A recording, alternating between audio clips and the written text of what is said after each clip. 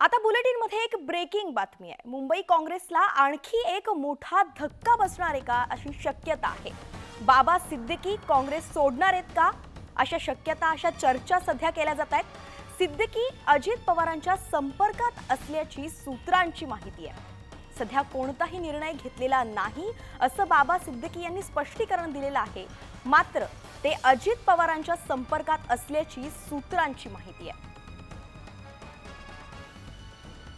आपल्या प्रतिनिधी प्रणाली कापसे आपल्या सोबत जोडल्या गेल्यात। प्रणाली, नक्की या संदर्भातली सविस्तर अपडेट काय आहे?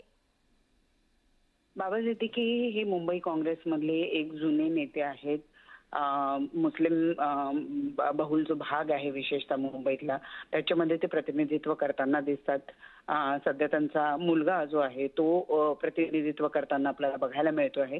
तर हे पिता पुत्र दोघेही सध्या अजित पवार गटाच्या संपर्कात असल्याचं कळतं आहे।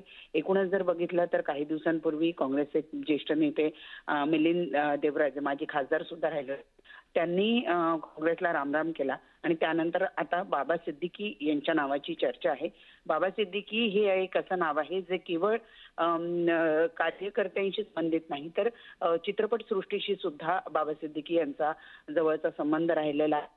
आणि दरवर्षी आपण बघतो की त्यांच्या वतीनं विशेषतः काही कार्यक्रमाचं आयोजन केलं जातं, ज्या कार्यक्रमाला सिने कलाकार हे मोठ्या संख्येनं आवर्जून उपस्थित राहतात। विशेषतः जो बांद्रा परिसर आहे, बांद्रा परिसराच्या आजूबाजूचा जो परिसर जिथे सिने कलाकार मोठ्या संख्येनं राहतात त्या भागामध्ये बाबा सिद्दीकी यांची मोठी उठबस आहे।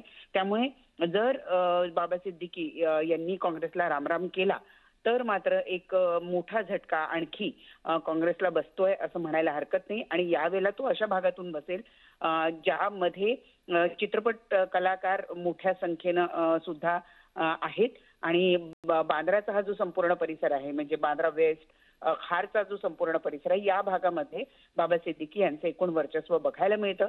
आणि त्यांचं जाणं हे नक्कीच काँग्रेसला एक मोठा धक्का देणारं असं म्हणता येईल। अजित पवार गटाच्या ते संपर्कात असल्याची सूत्रांची माहिती मिळते। धन्यवाद प्रणाली या सविस्तर अपडेटसाठी। तर काँग्रेसचे ज्येष्ठ नेते बाबा सिद्दीकी हे अजित पवारांच्या संपर्कात असल्याची सध्याची माहिती आहे।